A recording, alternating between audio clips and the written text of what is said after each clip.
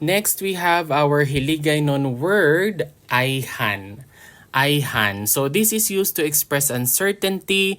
It can also express doubt or possibility.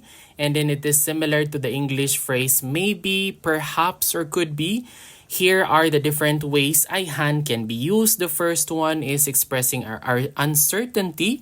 It is often used to indicate that something is possible but not 100% sure or not 100% certain. The second one is it can also convey doubt.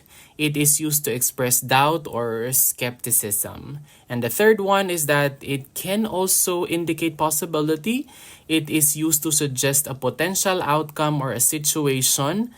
So in the essence, AYHAN is a very versatile particle that allows speakers to convey a range of meanings related to uncertainty, doubt, and of course also to possibility.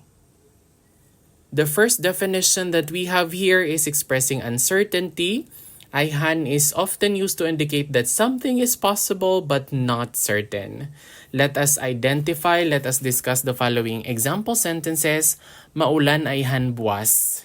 So it might rain tomorrow. Maulan AYHAN buwas. Ulan means to rain and then buwas is tomorrow.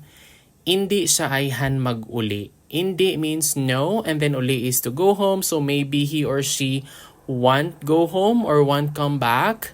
So so siya is gender neutral. It's either a he or a she. Makadto AYHAN siya sa Manila. Perhaps he or she could or would go to Manila. Tukadto means to go or maybe visit. And then Manila is the capital of the Philippines. It's a city. Makadto AYHAN siya sa Manila. Hindi niya AYHAN ako makita. Maybe he or she doesn't see me or won't see me. Hindi niya AYHAN ako makita. Hindi is not and then kita is to see. So, hindi niya AYHAN ako makita. Another one is hindi siya AYHAN mag-agree. So, maybe he or she won't agree. Hindi siya AYHAN mag-agree. Another use of the Hiligaynon word AYHAN is that it can also convey doubt, to express doubt or skepticism. Maabot bala AYHAN siya? Do you think he or she will come? Maabot bala AYHAN siya? Mahimo ko bala ini AYHAN? Do you think I can do this? Mahimo ko bala ini AYHAN? Maayo bala AYHAN ang panahon? So do you think the weather will be good?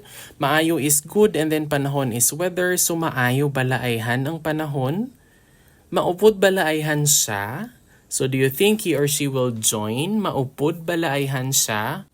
Batunon bala ini niya AYHAN? Do you think he or she will accept this? Batunon bala ini niya AYHAN?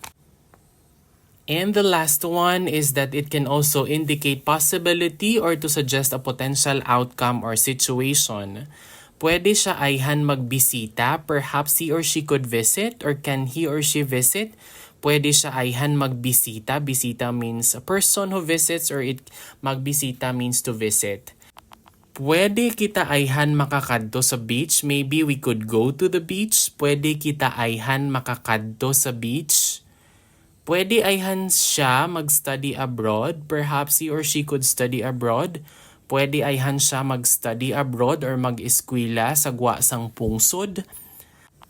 Pwede AYHAN kita makakita ay sa Domingo. Maybe we could meet on Sunday. Pwede AYHAN kita makakita ay sa Domingo. Pwede AYHAN siya magtrabaho sa gobyerno. Perhaps he or she could work for the government. Gobyerno is government and then trabaho is work. Pwede AYHAN siya magtrabaho sa gobyerno. And that is all about the different definitions and uses of the Hiligaynon word AYHAN.